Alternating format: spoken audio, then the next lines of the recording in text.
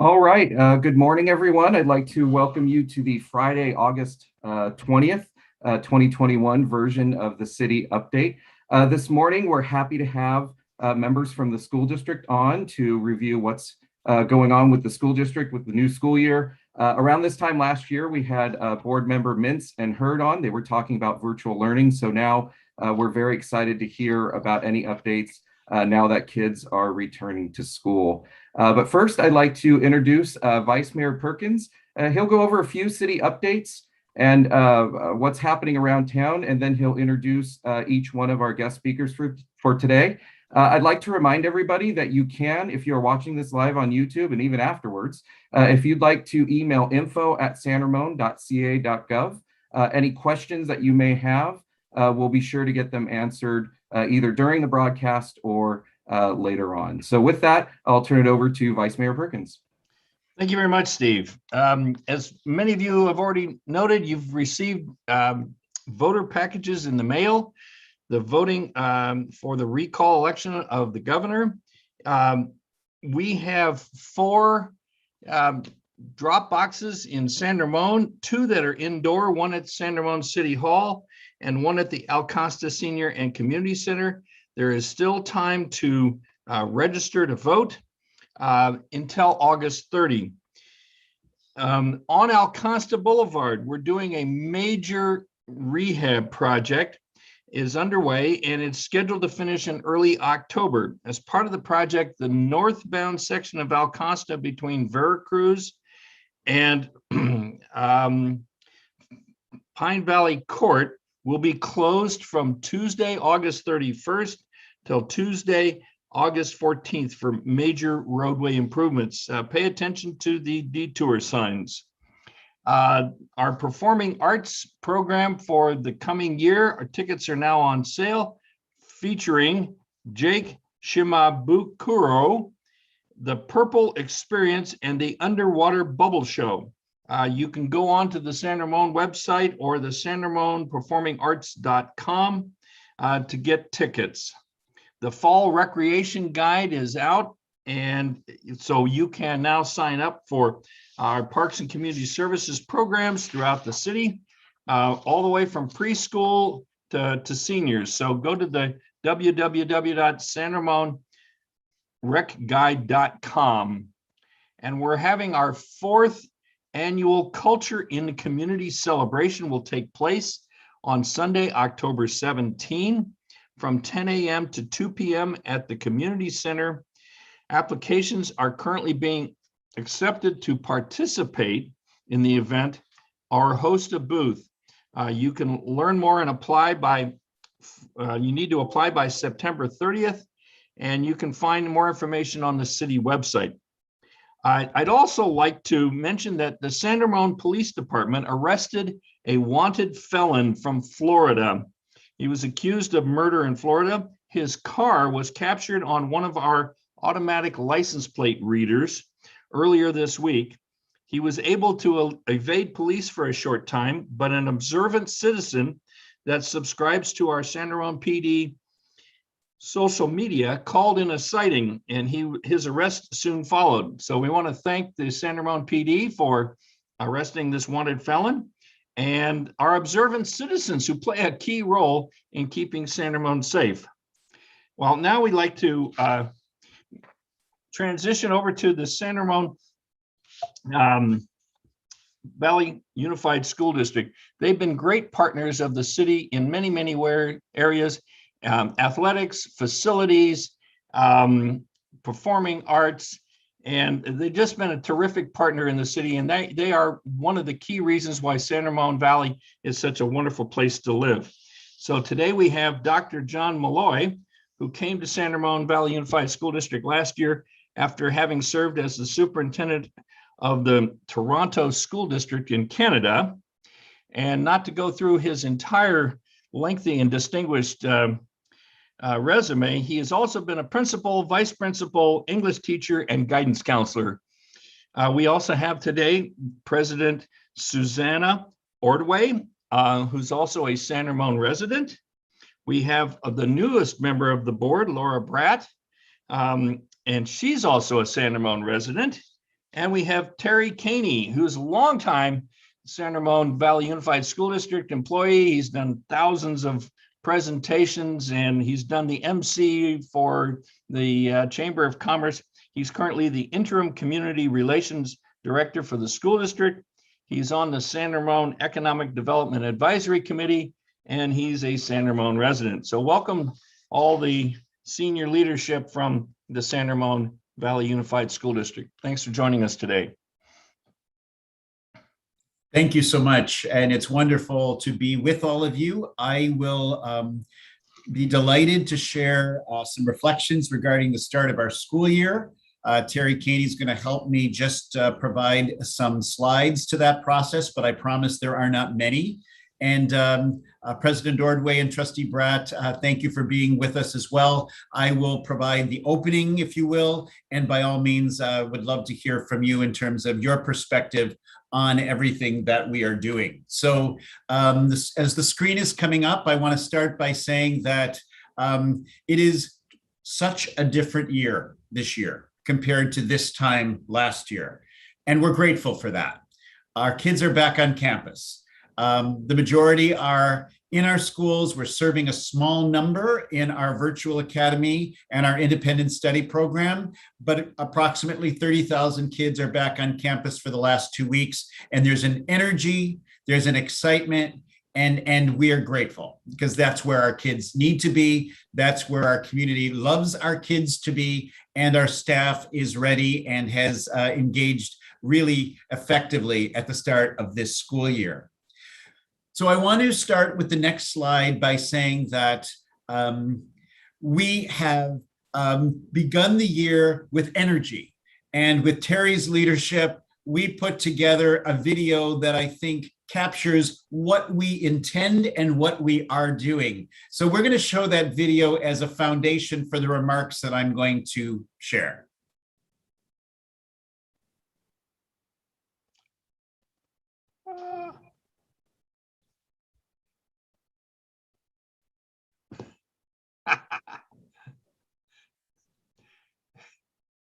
Well, we can see that at least there are pictures. Terry, any thought on if the audio is going to work for us? Dr. Malloy, I apologize. I probably needed to unmute myself. Academy, we're going to take care of you as well. Let's start All this of our again, staff okay? There you go. All right. Take two. When we come back to school, I'm most excited about meeting new friends. As we prepare to open our schools this August, we know how important this is. We haven't all been together for a very long time. And so we're going to do everything we can to be sure that you feel safe, that you feel that sense of connection. And for those of you who are studying virtually in our academy, we're going to take care of you as well. All of our staff are ready to go. I'm really looking forward to hearing the students laugh in the hallways and making those positive connections with students in the classroom again. We got you. We got you. We're back. We're back. We're back. On behalf of our board, our district leadership team, and all of our staff, welcome back. We've got you. What?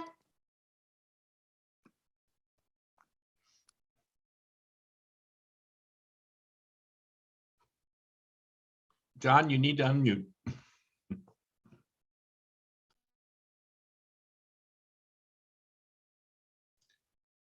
John, you need to unmute. Thank you. I tell you, after a year, you'd think we'd have this all sorted out, but I appreciate the reminder. Though there was a little bit of a delay in the video, I hope that you were able to capture the energy that we have started this year. The concept of we've got you is because we know some of our kids have never been on campus. Others were starting middle school or high school last year, and they're now in their second year and stepping on campus for the first time.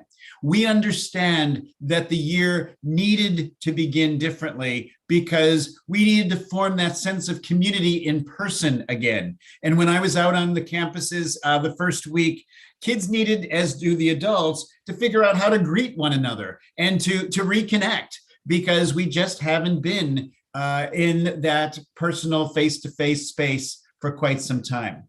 The two things that I wanted to share with you today was just dealing with opening school in the time of a pandemic that's still with us. But I also wanted to share some important insights regarding where we're headed, because I think that that probably is the most important piece of information that I can share today. But before I go into our strategic directions, let's speak a little bit about how we're starting this school year.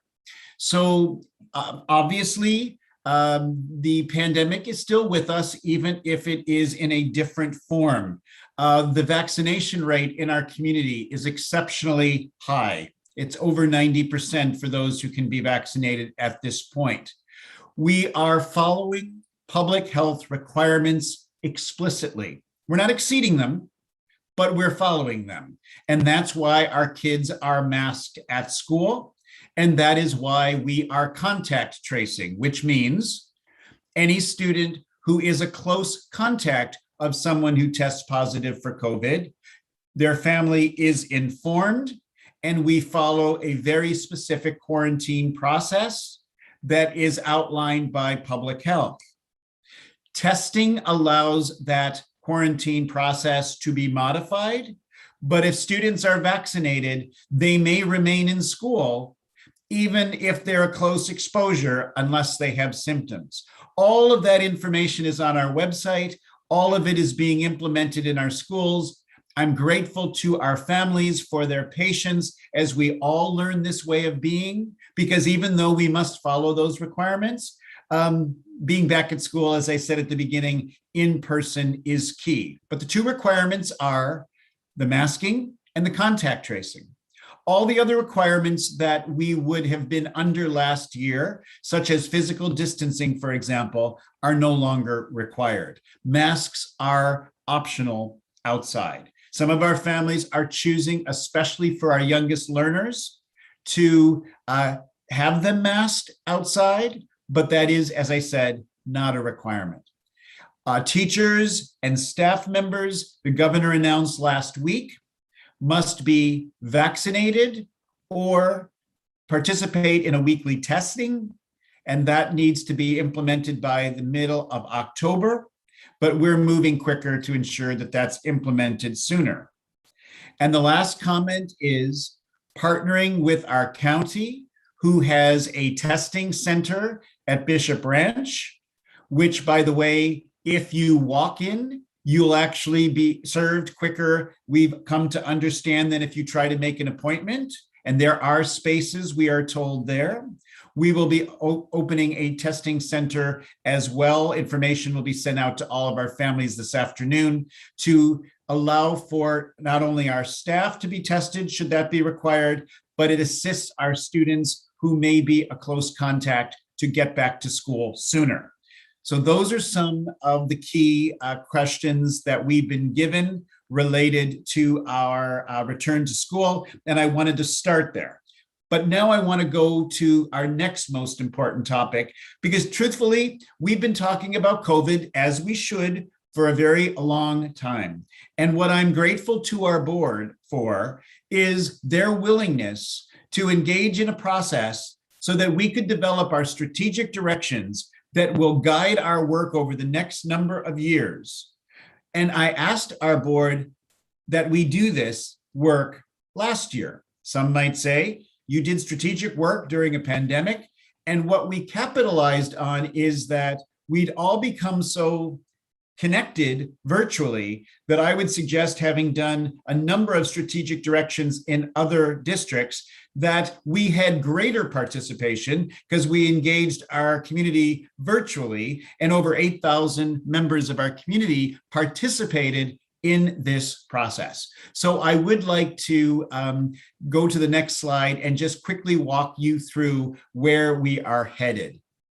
This is the graphic that we are using, and it now exists at all of our campuses. And I just want to draw your attention to that phrase at the top. Built on a foundation of academic excellence, we are broadening our definition of success. And I start there because we are already a district that is considered exemplary. And we have no intention on changing any of that foundation. but we want to go to the next place. And the next place is defined in these 6 components. Next slide, please.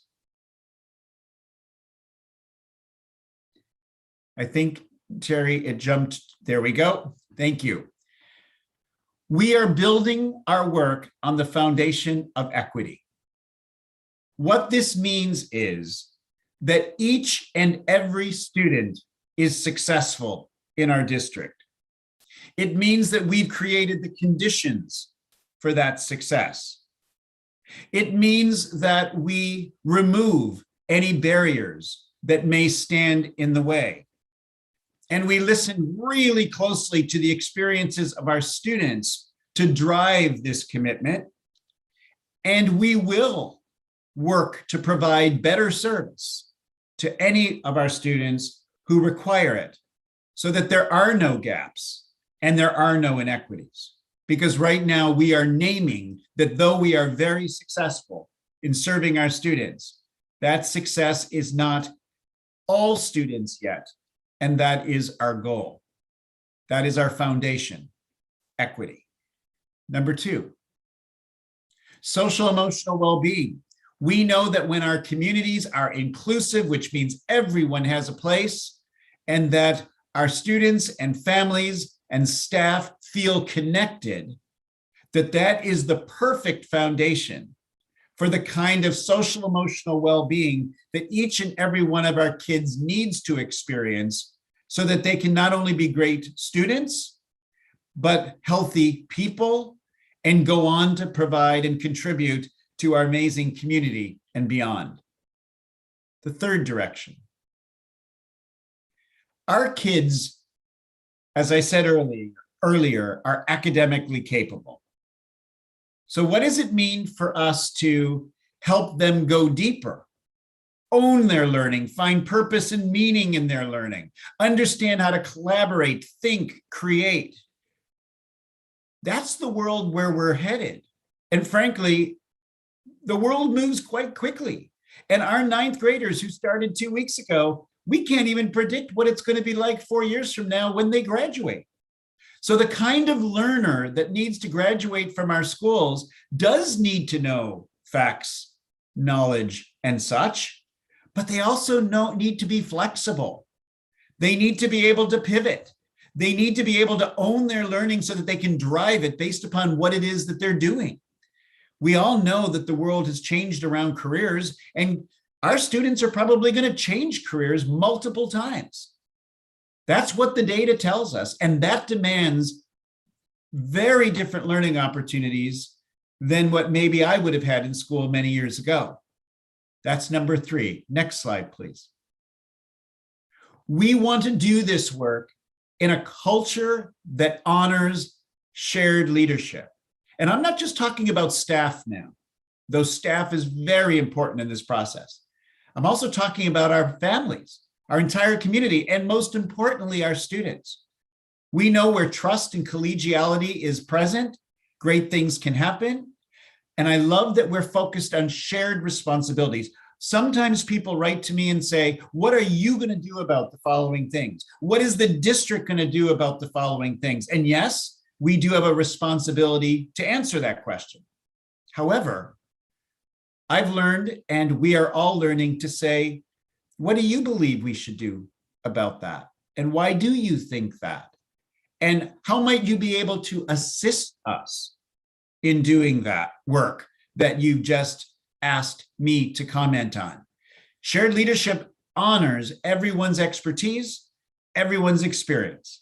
Parents, families, students, staff, all of us together. The next direction, please. Stewardship of resources is so very key, and we're going to need to do some significant work in this area together. What I've been talking about everywhere I go the last little while is access to excellence. Each and every one of our students must have access to the programs and learning opportunities they need. And across our 36 sites, we need to come to an agreement around what that standard will be so we can continue to be successful. This means that we need to engage everybody, because the revenues that we receive from the state is not always enough for us to do what everyone would like us to do. We are very grateful to our families for their generosity when it comes to fundraising, but we know that can't be the only pillar we rest on. And we're also grateful to our community's support through our bond and parcel measures. But once again, we know that that can't be the only pillar we rest on. So this conversation around the schools that we need and want and continue to need and want for our kids is a conversation that we're going to be engaging everybody, whether you have kids in our schools or not, over the next while. Next slide. And a culture of responsiveness. You know, we are an organization that cares about serving our students and supporting our families in that endeavor. We're also big enough that it's sometimes hard to navigate. Where do you go in order to have certain questions asked? Or how do you ensure that your voice is heard? And so we are working on very concrete steps around how we respond through phone or virtual calls, how we engage through email and other communication tools, how we use our website in order to instruct and share what's happening, and how we can make the whole process much more of a two-way street so that we are being influenced by our community as much as we are sharing information. This is another component that we're spending a considerable amount of time on so that we can be a truly amazing partner, which we try to be, we strive to be, and we can always improve in this area. Next slide, please. We know that we can't do this work alone. We know that our community is engaged. I love that about being in the San Ramon Valley Unified School District. And when we work together, which we do with our city colleagues regularly, as well as all of our families and many others in our community, we can truly make this reality for our students. This is what we're committed to, and this is what we will make happen. And I'm going to close my reflections on a statement that is at the top of our graphic that was on the slide at the beginning of my comments. And we're saying that in the San Ramon Valley Unified School District, we are dedicated to academic excellence where all students thrive and succeed in innovative and inclusive environments. Thrive means way more than just existing. Thriving means that our kids are happy. Thriving means that our kids are curious. They want to learn. Thriving means that we're helping our kids grow in empathy and compassion, because that makes our community that much better. It means that our kids, as I said at the beginning, truly understand who they are and what their purpose is, and they want to serve. Thriving means that our kids can set goals and reach them. But I want our kids to really love learning. I want them to be happy at school. I know that that may sound simple, but not all of our kids experience that right now. They've told us that. And truly, kids will succeed academically, and they can grow as people, and we can support them in this endeavor as we do, as I said, this work together. So we're excited to be back on campus. We are following the requirements, as I shared at the beginning, of public health. We trust that we'll keep our kids and staff safe and in school. I'm grateful to our board, who I now will turn this over to, for their leadership in what you just heard me share, because our strategic directions, which are a high-level parameter for the work, is now something that needs to be owned in each and every school community. We'll be supporting our principals to engage our families, our students, and our staff in what do these components mean for us in our particular community, because our kids are unique, our staff is unique, and not all of our 36 sites need to do the exact same thing in the context of what you just heard me share. That's the next 6 months of work. And then I'll be back in the boardroom in January or early February, outlining what we've learned from the next step of the process. Excited to be back for my year 2. Year 1 coming to this community was like no other. This is my start of my 13th year as a superintendent. And I never experienced what we went through last year. I'm grateful that we did get through it together. And I'm grateful that we're on a different page and excited to experience what comes next. So President Ordway and Trustee Bratt, let me turn it over to you to offer your reflections on where we're going and what's happening at our district. Thank you, Dr. Malloy. Yeah, just wanted to kind of chime in and say that I am also very excited for this new school year. And though we're still, right, facing some challenges, you know, expectations, right? We had expected maybe to start off our school year a little bit differently. But again, very grateful that all the kids are back, who wants to be back, right? Who can and must be back, are back in person.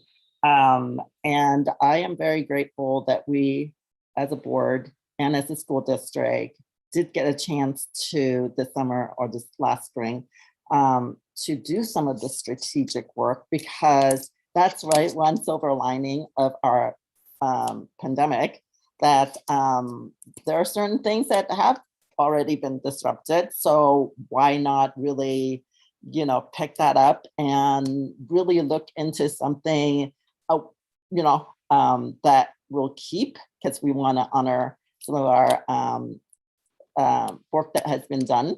But then other things we're going to change, because this last, I think, 18 months have been, what hasn't changed is there are going to be changes, right? So why don't we lean in and really make the changes that we need to for improving education of our kids. And I work with a lot of higher education students and you know, universities, institutions, and counselors, advisors in that area. And I see that, as Dr. Malloy said, they need to be successful. The definition of success is not just, right, the highest grades or highest test scores, but it's also a little more general and broader than that, with the critical thinking, problem solving skills that our students will need to be successful, not only as students, but as people, community members, and actually leaders in their whatever community, right? Local community, regional community, national community, global community. So anyway, that's just kind of my thoughts and reflections, and I'll turn it over to Laura. Thank you, Susanna and Dr. Malloy. I just want to first take a minute to acknowledge all of the hard work that went into developing the strategic plan. And I think it's a wonderful example of the shared leadership tenet that's a part of this strategic plan. The number of stakeholder groups, voices that were brought in to kind of develop this plan really showed, again, that engagement that we have in the school district, and allowed us as a district to really harness it and leverage that and build this plan that now has given us a framework that our district level administration, our school sites, our teachers, our students, our families, our entire educational community can look to as they're going about their day, as they're developing curriculum, as they're developing their lesson plans, as they're setting goals for the school site, for the students, for the classes, those kinds of things. So I think it's going to be extremely valuable, and I'm really grateful for the opportunity that Dr. Malloy gave us as a board to really look deep into this and really start to see the wonderfulness of our school district, and also the gaps that exist, and really kind of pushing the boundaries so that we can make sure that we include each and every student in lifting them up to that high level of achievement and fulfillment that we offer, making sure that we bring up each of those individual students and really support everyone. And so I feel like this strategic plan has really given us a wonderful opportunity to elevate the school district even higher. And I just want to acknowledge that it's something that that Dr. Malloy and his team has really helped to bring everyone together so that we can get to this point. So, and then I also want to take a minute to say thank you to our community as well for really helping us as a school district to bring all of our students that choose to be back into our classroom. I think that this was a community effort. It wasn't just a school site or a district effort. And so I want to use this platform to say thank you to everyone in our community for complying to all of our COVID guidance that we have. So thank you. And thank you, President Ordway, Trustee Bratt. I'll just close by saying that as we've shared our excitement about our kids being on campus, we also are supporting a smaller number of students this year in our virtual academy and our venture independent study. There's approximately 1,000 students now in that particular program. And that is now starting to go well. I say now because I'm being honest when I say that there was greater interest in that program late in the summer. And so we needed to do a considerable amount of additional hiring at the last hour. It's still continuing in order to facilitate that last group of students who has requested our independent study program. So I wanted to mention them as well because I did not believe I was explicit enough and inclusive enough of all of our 30,000 students. And so those are our reflections from our school district today. And as I said, our families, you continue to engage, you continue to ask questions. We invite you to start with your principal, or frankly, your teacher, if it's specific to your child's learning, your principal, if it's specific to your school, and of course, if it is a more district level question, each of our schools has a supervisor. And that is something that maybe not everybody knows. So in a communication that is going to come out, probably not today because there are so many things in today's communication, we're going to clarify that if you do need the district's attention, of course, as you've heard President Ordway and Trustee Bratt, our trustees are exceptionally responsive to our community.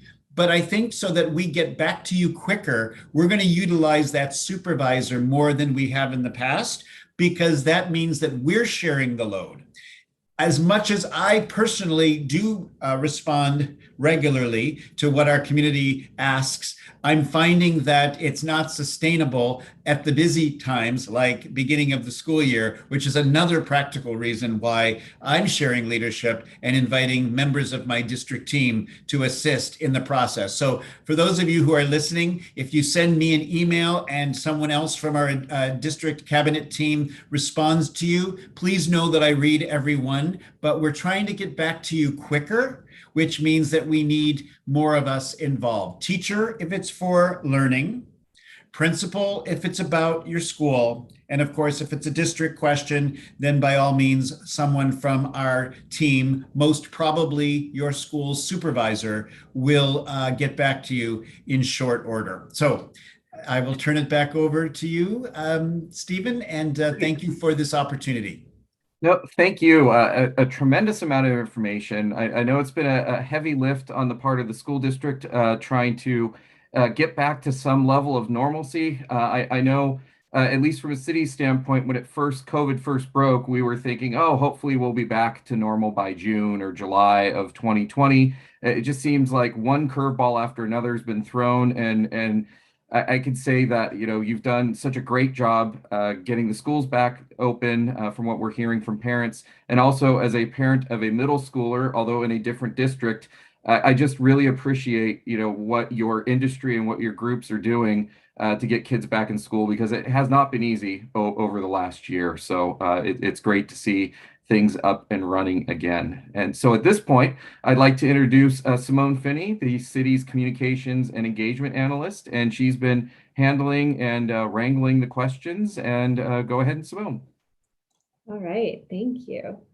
Our first question is, can a school district representative talk about the latest CDC updates on timelines for younger students, specifically kindergarten and elementary, getting the COVID-19 vaccine? Sounds like some parents are hearing September, some are hearing October. Is there any official forecast on that timeline? Thank you for the question. I participate every Monday in a meeting between the superintendents of the county and public health officers. And we are hearing that the date, which at one time was December, is being moved up into the fall. But we've not heard that word officially, except that public health experts across our nation do believe that the vaccination is safe for younger people. They are finalizing testing on that, and they are fast tracking this opportunity so that we can be more vaccinated in our community. I will emphasize again that our community at this point, 12 years old plus, is averaging over 90% vaccinated, which I think is another factor for why we're able to be at school in a healthy way. Great, thank you for that. Continuing on the COVID topic, a question of why the district is not requiring the 10 to 14 day quarantine recommended by the CDC for unvaccinated people who are in close contact with a positive case, since elementary students are not eligible to be vaccinated currently. So the first clarification that I will offer is that we follow the California Department of Public Health. And our Contra Costa Health Services sometimes will offer a requirement that even exceeds that. And when they do, we must follow it. Those are the two bodies we follow. The reason I'm sharing that is because sometimes you'll read in the media about what CDC is saying. Sometimes you'll hear about the World Health Organization. Sometimes you'll hear about the American Pediatrics Association. And though I do understand that our own state and county leaders are informed by those bodies, they are actually not the bodies that we are following explicitly. So that's the first clarification, because you'll see so many different people commenting in this space. They are very knowledgeable, but that's where we align. So where our quarantine process is aligned to our state and county's requirements. If you are vaccinated, there is a path that we follow. And on our website and on Contra Costa Health Services website, you can actually see this tree. If you are vaccinated and masked as a close contact, you follow a certain path. If you are unvaccinated and masked, you follow a certain path. If you are unvaccinated and unmasked when that exposure happened, you follow a certain path. 10 days now, according to our state and county, is the longest quarantine, but that quarantine can be modified through testing, which is why I emphasize that we have the testing center at at Bishop's Ranch. That's the county's testing center. And this afternoon, we're going to be announcing some access to testing that we do at the school district level, because our goal is to get kids back to school. And with that test, you can actually shorten the quarantine. All of this explicitly aligned with state and county public health.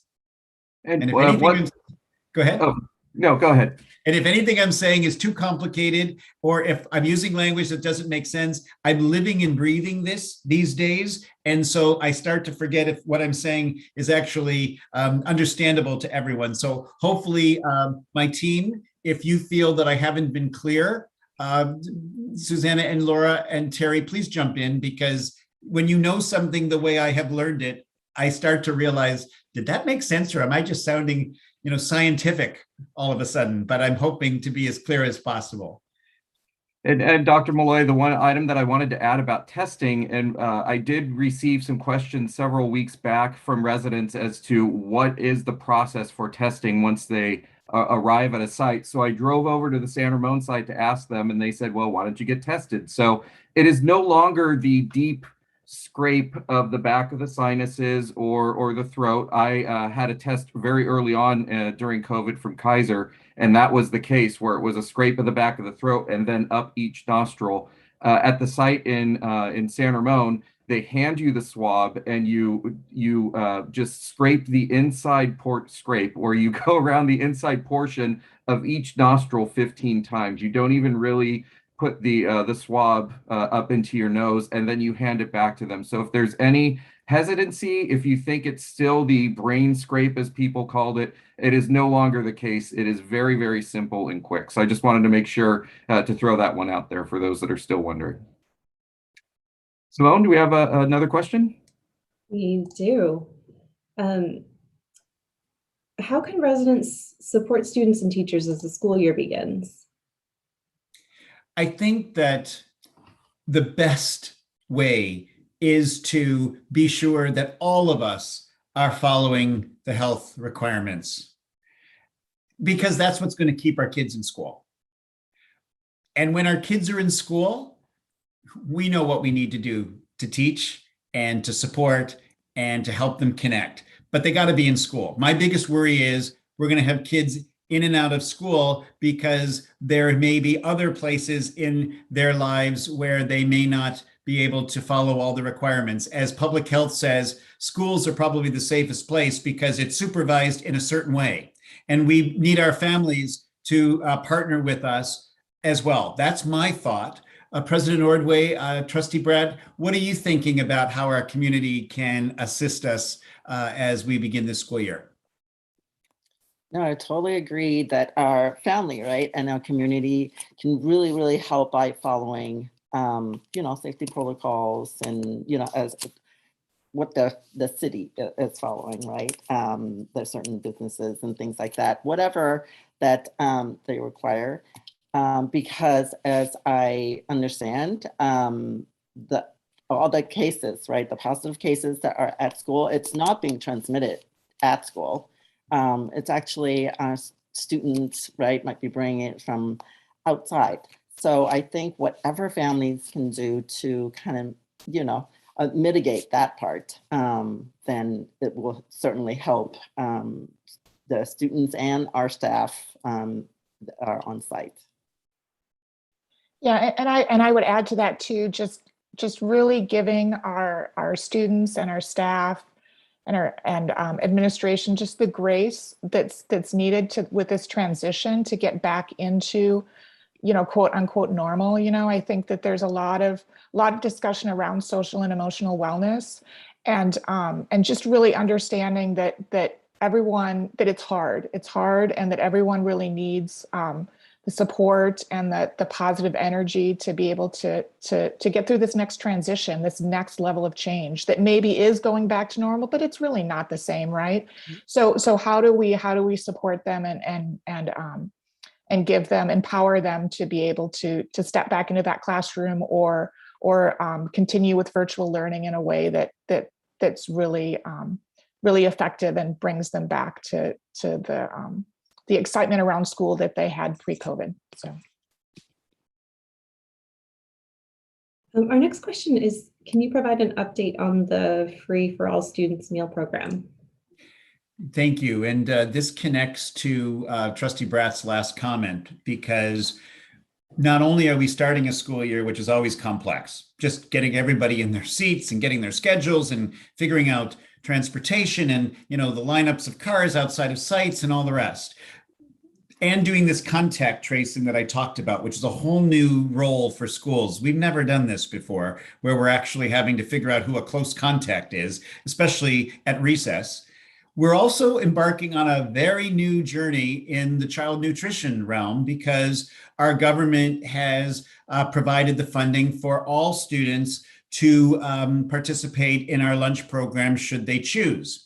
So we are in a work in progress. We are not where we want to be yet for a couple of reasons. One, it's very hard to determine how many of our students will want to participate. In the first week alone, we have doubled the largest number of lunches we have ever served forever in our schools.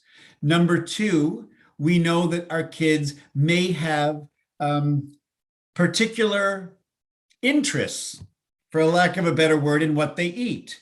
And so we know that we've got to expand variety, which isn't there yet.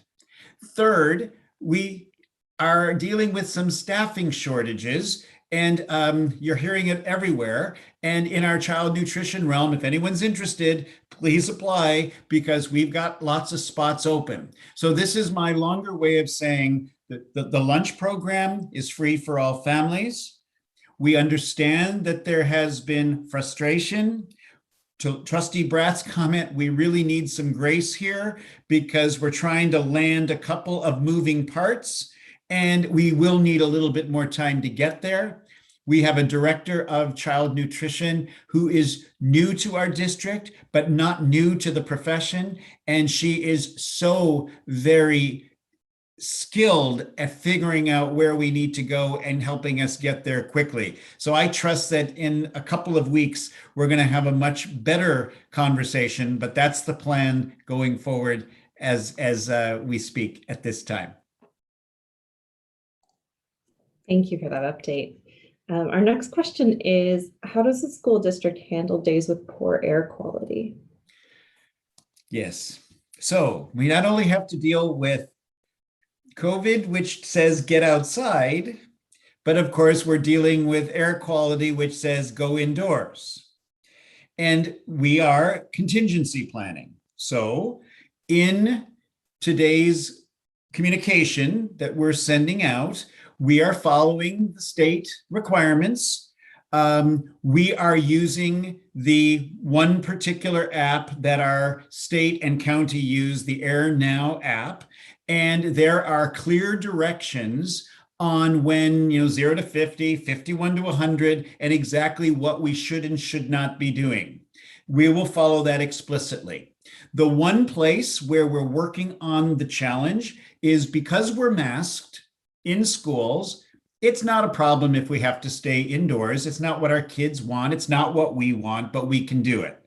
The place where we are finalizing our contingency plan, more to come, is what we do at lunchtime, because we really rely on the outdoors for lunchtime, because when the kids take their masks off to eat, we really would like them to be either moving, which is what kids love to do outside, or a little bit distant. So more to come on that. We follow the requirements, but we're still working on a lunch contingency so that there's some space in order to keep kids healthy. And we're also working with our staff on that, because it means we're going to need all hands on deck to provide supervision in every corner of our school if we have those bad air quality days. Great, thank you. Where would we go for updates on that? There we go. So what we're going to be communicating to our community is that our website will have a place where we name, especially for things like sporting events and such. We'll like put something out there midday that we're on alert that there may be a cancellation, and then I don't have the form in front of me, so I'm not going to get too granular, except to say there's a time in the day when we will call for, that sporting event is canceled, for example. Our principals know how to do this. So when it comes to the school day, just know that we use that app, we follow what it says, and our principals know how to administer it when it comes to school time. We're more concerned about when we have like after school dances outside, which we've done, and sporting events, which do happen, obviously. That's where I think we have the greatest challenge, because people might be traveling from other schools, for example, for a competition, and that process on our website, but we're going to be spelling that out to everyone. Terry, am I right in saying that the air piece is in today's communication, or did we push that to next week? Forgive me that I can't remember. No, you're correct. It is going to be in today's Okay. communication, and it will be that color-coded chart that people are used to seeing, that so that everyone understands kind of where we are within that air quality index. And so the decisions that we make are based on all of those tools that our community will have access to. And I want to close this comment by saying that I want to assure our community who's watching that they can trust that we really do spend a lot of time on contingency planning. So for example, we're not waiting for the bad air day because we've already had a few to get our plans sorted out here. We are kind of looking under every stone. And I was being a little bit humorous, but it's actually true. COVID and air quality don't live together on the same page. So that just throws another dynamic into our contingency planning. But I promise you, we're all hands on deck with this. Well, great. Thank you very much. I think we have time for one more question if Vice Mayor Perkins has a question for the group.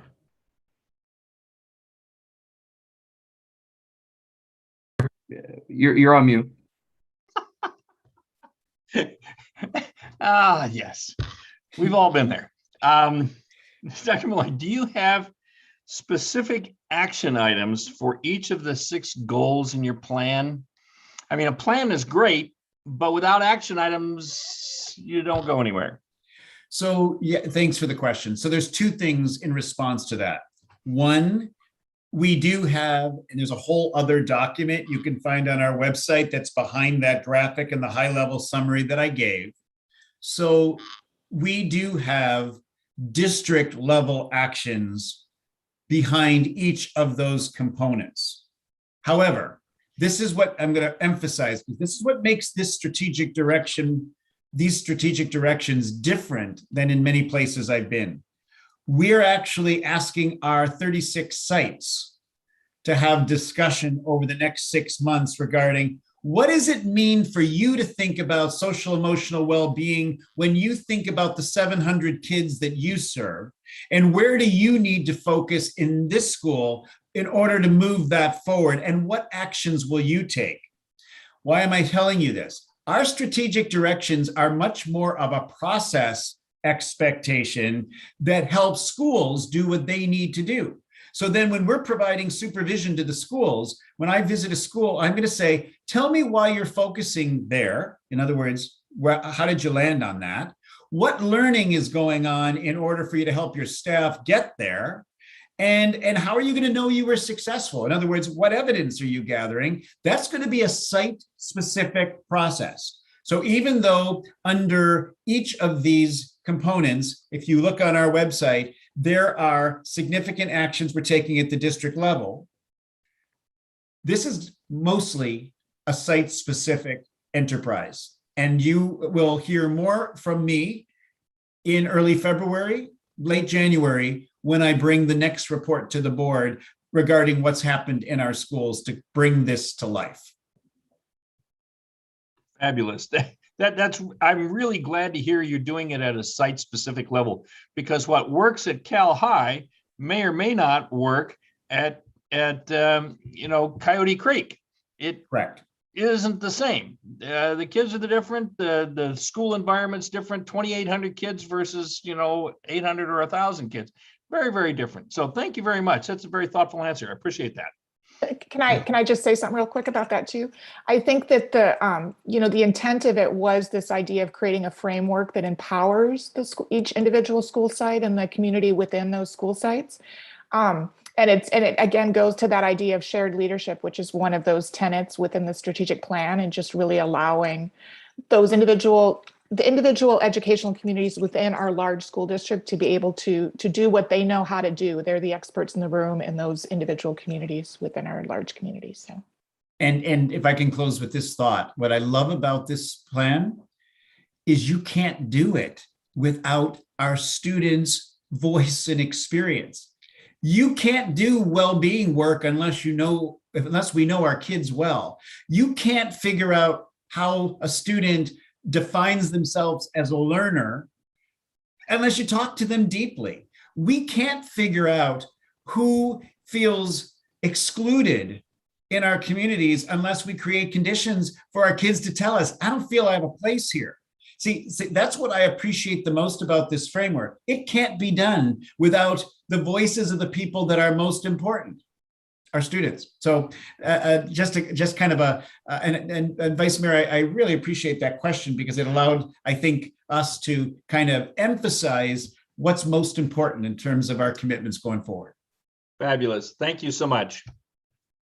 Well, thank you very much. That was a lot of great information. Again, this will be on YouTube on our channel for people to share and to review later. I'd like to thank Superintendent Malloy, Board President Ordway, and Trustee Bratt for attending, and also need to mention Terry for showing up and running the presentation. Thank you very much. And thank you, Vice Mayor Perkins, for participating in this month's update.